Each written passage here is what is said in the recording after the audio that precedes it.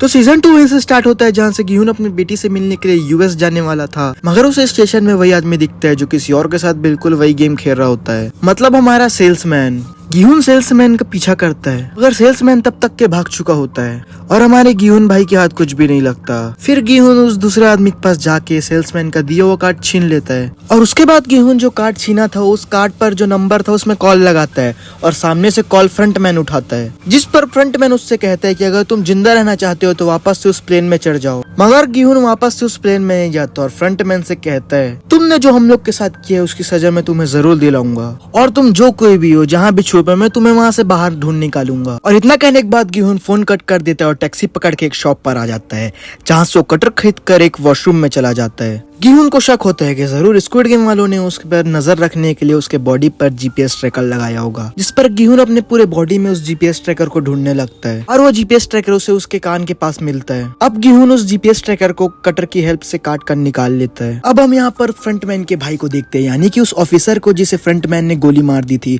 और उसे पानी में गिरा दिया था, मगर पानी में बहते हुए वो ऑफिसर बहुत दूर चला गया था और एक शिप के कैप्टन ने उसे बचा लिया था। इसके बाद हमें सीधा 2 साल बाद का सीन दिखाया जाता है जहाँ पर उस पुलिस ऑफिसर ने अपना जॉब छोड़ दिया था और ट्रैफिक पुलिस का काम ज्वाइन कर लिया था, क्योंकि उस पुलिस ऑफिसर की बातों पे किसी ने भी यकीन नहीं किया था कि स्क्विड गेम जैसा डेडली गेम सचमुच में खेला जाता है। उस पुलिस ऑफिसर पर यकीन न करने की वजह थी कि जो फोटोज और वीडियोस उसने उस आइलैंड पर भेजा था वो वीडियो एंड फोटो सेंड नहीं हुई थी, बिकॉज उस आइलैंड में नेटवर्क नहीं था और उसका जो स्मार्टफोन था वो भी समुद्र में खो गया था। मगर पुलिस ऑफिसर ने हार नहीं मानी थी और वो पिछले 2 सालों से उस आइलैंड को खोजने की कोशिश कर रहा है और उस पुलिस ऑफिसर का सीनियर उसे वापस से पुलिस ऑफिसर की जॉब पर आने को कहता है, मगर वो पुलिस ऑफिसर यहाँ पर उसे मना कर देता है क्योंकि उसे आइलैंड को ढूंढना है और किसी भी ऑफिसर को उस पर यकीन नहीं होता, इसीलिए वो उसकी मदद नहीं करेंगे। इधर हम गिहुन को देखते हैं जिसने पूरे होटल को खरीद लिया था और उससे मिलने एक आदमी आता है जिसका नाम किम होता है। गिहुन पिछले 2 सालों से उस सेल्समैन को ढूंढने में लगा था जो सबको वही काट देता है, तो इस कारण गिहुन अपने जीते हुए पैसे में से कुछ पैसे किम को देकर कहता है कि तुम सारे स्टेशन में जाके उस सेल्समैन को ढूंढो और जैसे ही तुम्हें वो मिल जाए मुझे कांटेक्ट करना। अब यहाँ पर किम होटल से बाहर आकर अपने बंदों को और भी लड़कों को काम पर लगाने को कहता है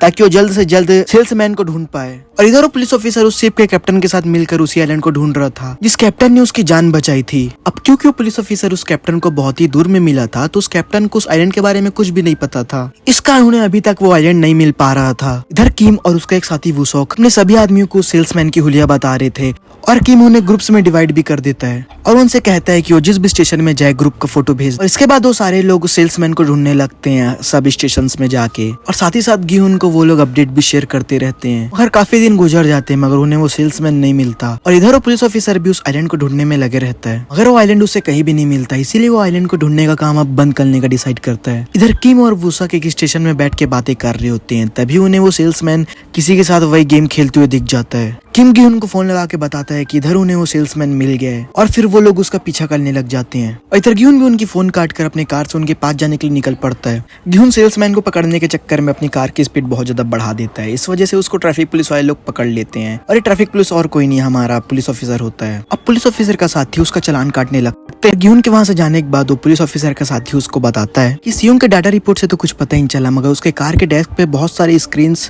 लगे हुए थे लाइक फोन्स एंड टैबलेट्स। यहाँ पर उस पुलिस ऑफिसर को उस पर शक होता है और वो पुलिस ऑफिसर कंट्रोल रूम जाकर उसके बारे में और भी जानकारी चेक करने को कहता है और उस पुलिस ऑफिसर को जब गिहुन का डाटा मिलता है तो उसे पता चलता है कि ये तो वही आदमी है जिससे मैंने पहले ही बात कर चुका हूँ और गिहुन पहले भी गेम का हिस्सा रह चुका है। वो पुलिस ऑफिसर गिहुन की कार की इन्फॉर्मेशन लेने के लिए जाता है जहाँ उसे पता चलता है कि वो एक कंपनी की कार यूज कर रहा है। तब वो ऑफिसर उस कंपनी की एड्रेस ले लेता है। सेल्समैन का पीछा करते करते किम और वुसोक एक गली तक पहुंच जाते हैं और वो उसे पकड़ने के लिए उसके पीछे जाते हैं, मगर सेल्समैन उन्हें पकड़ लेता है और उन्हें बहुत मारता है। थोड़ी देर बाद उनकी लोकेशन ट्रैक करते हुए गिहुन भी वहां तक पहुंच जाता है। गिहुन को उस गली में खून के धब्बे मिलते हैं और एक चाकू जो कि किम का होता है। अब सेल्समैन ने उन दोनों को एक चेयर से बांधा हुआ था और वो उन लोग के साथ रशियन रूलेट गेम भी खेलता है, जिसमें वो अपनी गन में एक बुलेट डालता है और उन दोनों को रॉक पेपर सीजर खेलने को कहता है और जो हारेगा उस पर गोली चलेगी। पहले राउंड में तो उन दोनों ही बच जाते हैं, उसके बाद फिर एक रूटर उस गन में 5 गोली डाल देता है, लेकिन किम जानबूझकर हार जाता है ताकि वुसोक की जान बच जाए और बेचारा किम मारा जाता है।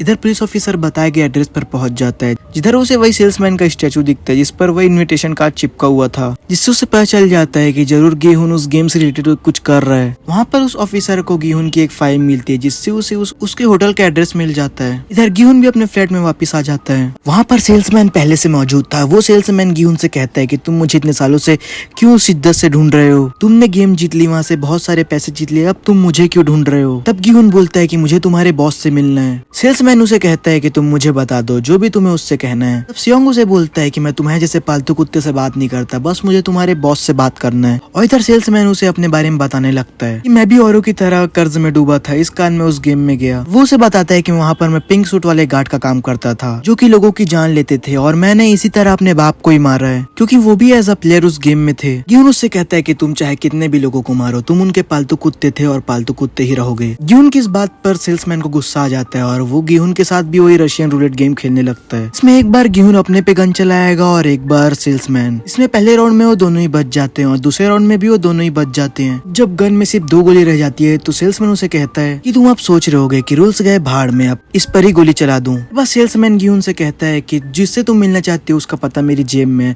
तुम चाहो तो मुझे मार कर उसका पता ले लो। और इसके बाद गिहुन खुद पर ही गोली चलाने लगता है, लेकिन किस्मत से गिहुन बच जाता है। अब सिर्फ गन में एक ही गोली बची थी और इस बार बारी सेल्समैन की थी। अब इस पर गिहुन बोलता है कि अब तुम सोच रहे हो कि रूल्स गए भाड़ पे, सीधा इसको ही गोली मार देता हूँ। मगर हाँ, एक बात ध्यान रखना कि तुम वही काम करते हो जो तुम्हारे बॉस तुम्हें करने कहते हैं और तुम उनके इशारे पे नाचने वाले पालतू कुत्ते हो। गिहुन के इतना कहने के बाद सेल्समैन अपने आप को शूट कर लेता है और उसकी वहाँ पर मौत हो जाती है। उसके मरने के बाद गिहुन को उसके पॉकेट से वही कार्ड मिल जाता है। तभी पुलिस ऑफिसर वहाँ पर आ जाता है। गिहुन के हाथ में गन देखकर वो पुलिस ऑफिसर उसे क्रिमिनल समझता है। तभी पीछे से वूसॉक आके उस पुलिस ऑफिसर को बेहोश कर देता है। गिहुन उस कार्ड को देखता है जिसमें क्लब का एड्रेस था। वो पुलिस ऑफिसर गिहुन को बताता है कि मुझे इस गेम के बारे में सारी इन्फॉर्मेशन है और वो उसे बताता है कि हम लोग पहले मिल चुके, एक टाइम हम लोग तुम्हारे घर के बाहर मिले थे और मैंने तुम्हें इस गेम के बारे में इन्फॉर्मेशन मांगी थी। और एक टाइम तुम्हें याद होगा जब तुम गेम खेलते तो एक पिंक सूट वाले गार्ड ने तुम्हें पूछा था कि तुम किसी इन्हू नाम के आदमी को जानते हो। गिहुन वो पिंक सूट वाला आदमी और कोई नहीं, मैं ही था, और इन्हू मेरा भाई। गिहुन को भी यहाँ याद आ जाता है कि सच में कोई पिंक गार्ड वाला आदमी मेरे पास आया था और वो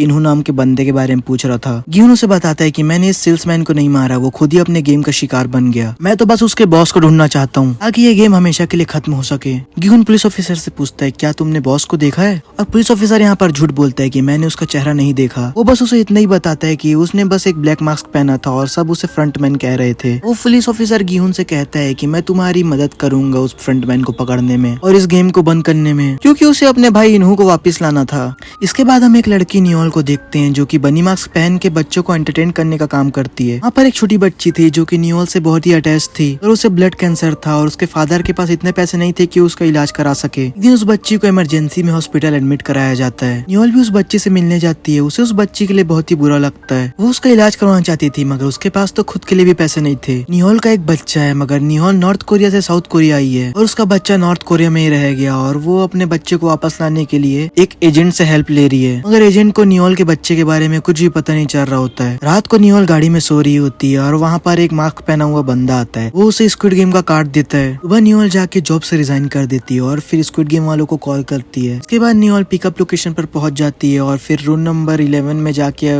गार्ड वाला पिंक ड्रेस पहन लेती है। यानी नियोल को एज अ प्लेयर नहीं एज अ गार्ड हायर किया गया था। इधर पुलिस ऑफिसर और गिहुन फ्रंटमैन को पकड़ने की सारी प्लानिंग कर रहे थे। वो लोगों ने स्पेशल फोर्स की एक टीम भी ढूंढ ली थी। वो सब वहाँ शूटिंग की प्रैक्टिस करने लगते हैं। अति सियोंग अपना दांत निकाल कर उसकी जगह ट्रैकर लगा देता है ताकि उन सबको उसकी लोकेशन मिलती रहे। इसके बाद वो लोग कार्ड पर दिए गए लोकेशन पर पहुंच जाते हैं। वहाँ पर हेलोवीन पार्टी चल रही थी। गिहुन वूसॉक के साथ उस क्लब के अंदर चला जाता है। इसके बाद बाहर उस पुलिस ऑफिसर को पिंक सूट वाले गार्ड दिख जाते हैं। पुलिस ऑफिसर जल्दी से इस बात की गिहुन को इन्फॉर्मेशन देता है और साथ ही वो भी क्लब के अंदर चला जाता है। उनमें से एक गार्ड वूसॉक को बेहोश कर देते हैं शॉक देके और एक गार्ड गिहुन को अपने साथ चलने को कहता है। गिहुन की लोकेशन देख के पुलिस ऑफिसर भी उसके पीछे आता है। वो वहाँ पर आके देखता है कि गार्ड उसे गाड़ी में बैठा के वहाँ से ले गया है। वो ऑफिसर उस गाड़ी की अपनी टीम को पीछा करने के लिए कहता है। कार में एक स्पीकर में से फ्रंटमैन की आवाज आ रही थी। फ्रंटमैन गिहुन से कहता है कि तुम इस गेम के पीछे आखिर क्यों पड़े हो, तुम्हें इतने सारे पैसे मिले, उस पैसे से तुम अपनी लाइफ एंजॉय करो, तुम्हें अपनी बेटी के पास यूएस चला जाना चाहिए था। गिहुन फ्रंटमैन को बोलता है कि तुम ये गेम बंद करो जिसकी मदद से तुम लोगों की जान ले रहे हो। फ्रंटमैन उसे बोलता है कि मैं सिर्फ गेम बनाई थी, इसे तुमने अपनी मर्जी से खेला है। उनकी बातें पुलिस ऑफिसर भी सुन रहा था। वो अपनी टीम से कहता है कि फ्रंटमैन की गाड़ी को ओवरटेक करो, लेकिन तभी स्क्विड गेम के गार्ड्स ऊपर से उनकी गाड़ियों को पंचर कर देते स्नाइपर की मदद से। फ्रंटमैन को इसके बारे में पहले से पता था।